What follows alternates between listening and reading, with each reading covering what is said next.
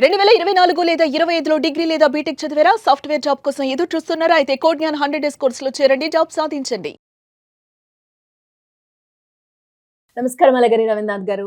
నమస్తే అండి శ్రీ గారు. సార్, ప్రజెంట్ సిచ్యువేషన్ మనం చూస్తే ఎక్కడ చూసినా కూడా ఇరాన్ గురించే మాట్లాడుకోవడం, అక్కడ జరిగిన దాడుల గురించే మాట్లాడుకోవడం మనం వింటూ ఉన్నాం. అండ్ అలాగే న్యూస్లలో చూస్తూ ఉన్నాం.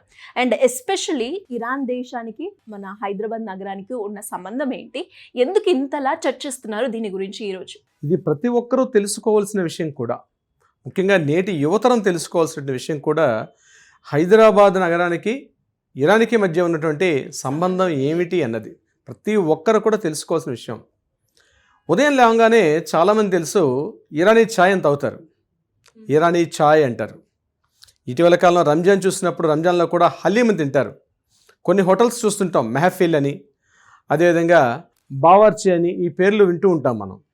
ఇవన్నీ కూడా ఎక్కడ పదాలు అనుకున్నారు? ఇది ఇరాన్ యొక్క పదాలు.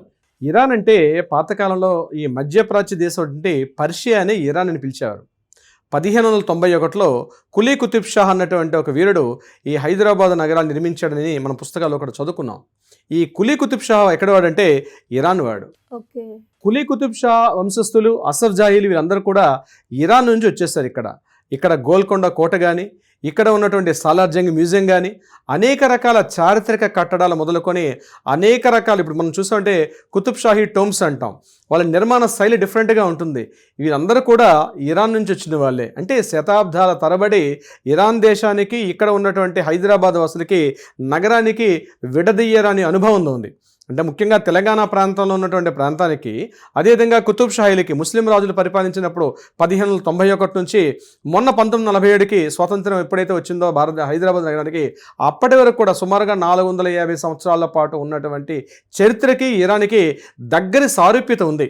మనందరం కొన్ని పదాలు వాడుతుంటాం. మనం దుకాన్ అంటాం, కుర్సీ అంటాం, కర్సా అంటాం, అంటే ఖర్చు అంటాం, అదేవిధంగా బజార్ అంటాం. కొన్ని పదాలను చూసినట్టయితే బాగ్ అంబర్పేట్, బాగ్, ఈ పదాలన్నీ కూడా ఇవి తెలుగు పదాలు కావు. ఇవన్నీ కూడా ఇరాన్ యొక్క పదాలు. పర్షియా దేశపు పదాలని జనసామాన్యంలో మనం ఏం చేసేసుకున్నాం అంటే మన పదాలుగా వాడేసుకోవడం మొదలుపెట్టాం మనం. అనేక పదాలు, ఒకటి రెండు కాదు. చరిత్రకారులు లిస్ట్ తీస్తే మనం పొద్దున్నే సాయంత్రం దాకా మనం మాట్లాడుకున్న మాటల్లో సుమారు ఒక 10 పదాలు అవే ఉంటాయి. ఇప్పుడు నేను చెప్పాడు దుకాన్, ఈ దుకాన్ పదం హిందీ కాదు, ఉర్దూ కాదు, ఇట్స్ అ పర్షియన్ వర్డ్. అదేవిధంగా బాగ్ అంబర్పేట్ అంటారు, ఆనంద బాగ్ అంటారు. బాగ్ అంటే తోటలు. ఈ తోటలు అనే పదం కూడా వచ్చింది పర్షియా పదం నుంచి వచ్చింది. ఖర్చులు, ఖర్చు పెట్టావా, అరే ఖర్చా అంటాం. ఈ ఖర్చులు పెట్టాం. ఈ ఖర్చు అనే పదం ఎవరిదంటే ఇట్స్ ఎ పర్షియన్ వర్డ్, అది కూడా అక్కడి నుంచే వచ్చింది. ఇలా మనం చెప్పుకుంటూ పోతే కొన్ని చాలా ఉంటాయి. సాలార్ జంగ్ మ్యూజియం. ఇంకొక విశేషం మీకు నేను చెప్తాను, చాలామందికి తెలియని విషయం. మనకి ఇరాన్ యొక్క కాన్సులేట్ కూడా ఇక్కడ ఉంది. మనకి బంజారా హిల్స్ రోడ్ నెంబర్ 10లో ఉంటుంది ఇరాన్ యొక్క కాన్సులేట్. ఈ ఖొమైనీ అన్న ఏదైతే ఇప్పుడు మనం అయతుల్లా ఖొమైనీ అని చెప్పుకున్నాం కదా, సుప్రీం లీడర్, అయతుల్లా ఖొమైనీ యొక్క ఫాదర్ ఉండేవాడు, ఆయన పేరు రౌఫ్ ఖొమైనీ. ఈ రౌఫ్ ఖొమైనీ యొక్క పేరుతోటి ఇప్పటికీ మనకి బంజారా హిల్స్ రోడ్ నెంబర్ 10లో ఖొమైనీ రోడ్ అని చెప్పి ఆ రోడ్డు పేరు కూడా పెట్టుకోమని ఇప్పుడు కూడా ఆయన గౌరవించుకుంటున్నాం. వాళ్ళ ఫాదర్ ఇప్పుడు అయతుల్లా అలీ ఖొమైనీ ఏదైతే నిన్న అమెరికా దాడుల్లో ఎవరైతే చనిపోయాడో, ఈ అయతుల్లా ఖొమైనీ యొక్క ఫాదర్ పేరు రౌఫ్ ఖొమైనీ. అంటే అప్పటికి ఇంకా ఈ ఖొమైనీ అనేవాడు ఇంకా చిన్న కుర్రాడు. ఆయన ఒకసారి హైదరాబాద్ నవంబర్ కాలంలో వచ్చినప్పటికీ ఇప్పటికీ అమెరికన్ కాన్సులేట్ ఉన్న ఈ ప్రాంతానికి ఖొమైనీ రోడ్ అంటారు. మీరు రోడ్ నెంబర్ 7 వాటర్ ట్యాంక్ నుంచి లోపలికి వెళ్తే ఇప్పుడు ఆ టీవీ 9కి వెళ్ళే రోడ్ అంటారు దాన్ని. ఆ లోపల నుంచి రోడ్డు పేరు ఖొమైనీ రోడ్ అని పేరు. ఇప్పుడు కూడా చాలామంది తెలిసే ఉంటుంది. అదేవిధంగా ఇప్పుడు మనం చూసిన టోమ్స్ కానీ, హైదరాబాద్ మెహఫిల్ రెస్టారెంట్స్ ఉంది. మెహఫిల్ అంటే ఎక్కడి నుంచి వచ్చింది? మెహఫిల్ అనే పేరు పర్షియన్ వర్డ్. అదేవిధంగా బావర్చి అనే పేరు ఎక్కడిది? It's a Iranian word, it's a Persian word. అదేవిధంగా మనం వాడుతూ ఇప్పుడు మన రంజాన్ మాసంలో తింటారు, హలీంలు తింటారు, బిర్యానీ తింటారు. ఎందుకంటే హైదరాబాద్ బిర్యానీ ఎంత ఫేమసో తెలుసు. ఈ హైదరాబాద్ బిర్యానీ హైదరాబాద్ కాదు. మనకి పర్షియన్ చూసేటువంటి ఈ ఇరానీలో మన హైదరాబాద్ నగరంలో పరిపాలించినప్పుడు ఈ యుద్ధానికి వెళ్ళేటప్పుడు ఏంటంటే ఈ సైనికులకు ఎక్కువ మందికి అవసరం, ఒకేసారి ఆహారాన్ని అందించాలి. సో వాళ్ళకి రైస్, పప్పు ఇవన్నీ చేయడం కుదరదు కాబట్టి చక్కగా గట్టిగా ఉన్నటువంటి ఈ బీఫ్ మాంసంతో, ఆ బీఫ్ తోటి, అదేవిధంగా మటన్ తోటి, చికెన్ తోటి కలిపి ఈ బిర్యానీ ఏదైతే తింటున్నామో ఈ బిర్యానీని మనకు పరిచయం చేసిందే వాళ్ళు. ఇక చాలామందికి తెలుసు ఇరానీ కేఫ్లు అంటాం. మనం టీ తాగితే ఇరానీ ఛాయ్ అంటాం. ఇప్పుడు కూడా పేరు ఇరానీ ఛాయ్ అంటాం. ఇరానీలంటే ఇరానీలకి హైదరాబాద్ నగరానికి అంతటి మమేకమైన సంబంధం ఉంది. ముఖ్యంగా వీళ్ళు షియా ముస్లిమ్స్. ఇంకొక విశేషం చెప్తాను. కర్ణాటకలోని చిక్బల్లాపూర్ డిస్ట్రిక్ట్ ఉంది. చిక్బల్లాపూర్ డిస్ట్రిక్ట్లో ఒక ప్రాంతం ఉంది అలీపూర్. అలీపూర్లో ఇప్పుడు కూడా 90% ముస్లిమ్సే ఉన్నారు. అక్కడ 90% ముస్లిమ్స్ అందరూ కూడా షియాలే. అయితే అది కాదు విశేషం. అక్కడ ఖొమైనీ, ఇప్పుడు మనం చనిపోయినటువంటి ఈ ఖొమైనీ ఎవరైతే ఉన్నాడో, ఈ అయతుల్లా అలీ ఖొమైనీ, ఈ 1981లో మన హైదరాబాద్కి రావడం, హైదరాబాద్కి వచ్చి ఇక్కడ నుంచి ఆయన అలీపూర్ గ్రామానికి వెళ్ళడం, అలీపూర్ గ్రామంలో ఒక పెద్ద హాస్పిటల్ కూడా కన్స్ట్రక్షన్ చేశాడు ఈ అయతుల్లా అలీ ఖొమైనీ. అందులో సుమారుగా కొన్ని, అంటే ఇప్పటికి కూడా ఇరాన్ ప్రభుత్వం నుంచి నిధులతోటే ఆ యొక్క హాస్పిటల్ని మెయింటైన్ చేస్తున్నారు.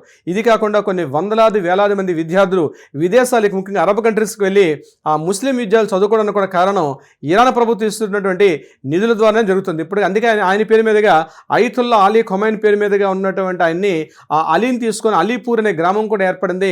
కర్ణాటక రాష్ట్రం చిక్బల్లాపూర్లో ఉంటుంది అలీపూర్. నిన్న షియా ముస్లిమ్స్ 90% ఉంటారు.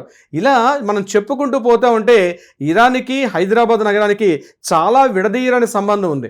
ముఖ్యంగా భారతదేశంలో చూసినట్లయితే ఈ షియా అండ్ సున్నీ ముస్లిమ్స్ యొక్క డిఫరెన్స్ ఉన్నప్పుడు కూడా ఇక్కడ చాలా వరకు హైదరాబాద్లో షియా ముస్లిమ్స్ ఉండడానికి కారణం ఏమిటంటే కూడా ఆ రోజు చేసినటువంటి కుతుబ్ షాహీలు, అసఫ్జాయిల యొక్క పరిపాలన. చాలామంది సికింద్రాబాద్ రోడ్లకు వెళ్ళేసరికి కూడా సికింద్రాబాద్ ఉన్నటువంటి అనేక బిల్డింగ్స్ కానీ, అంటే ముఖ్యంగా పర్షియన్ స్టైల్లో బిల్డింగ్స్ ఉంటాయి.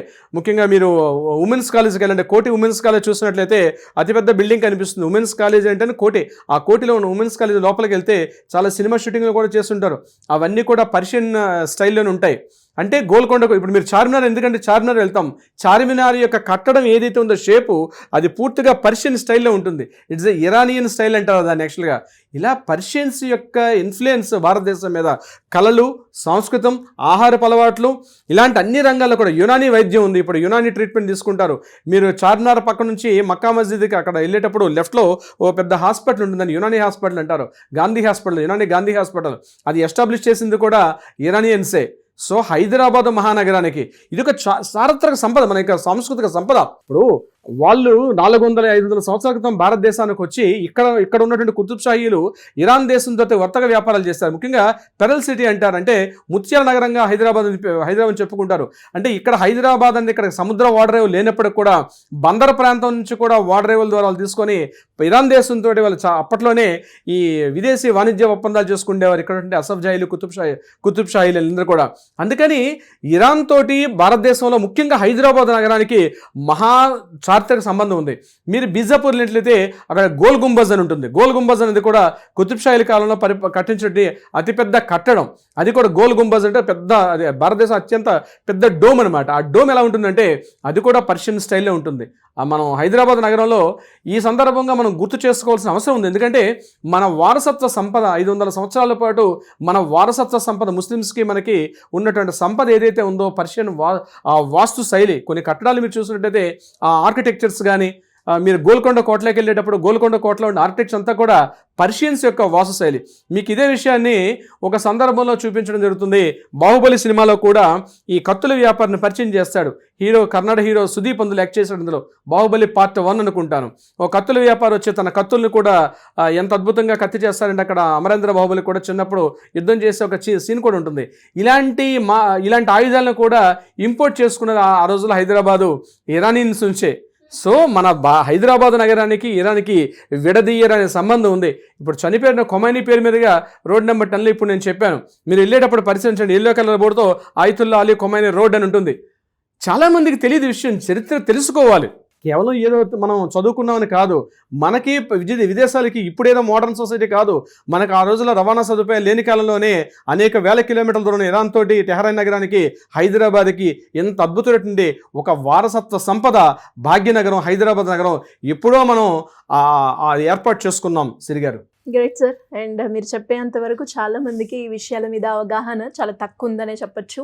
అండ్ ఆ తర్వాత అర్థమైంది, అంటే ఇంతలా మనము దీని గురించి మాట్లాడుకుంటున్నంటే బ్యాక్గ్రౌండ్లో ఇంత జరిగింది అని అర్థమవుతుంది. Anyways, thank you sir, thank you so much. Thank you so much Shri గారు.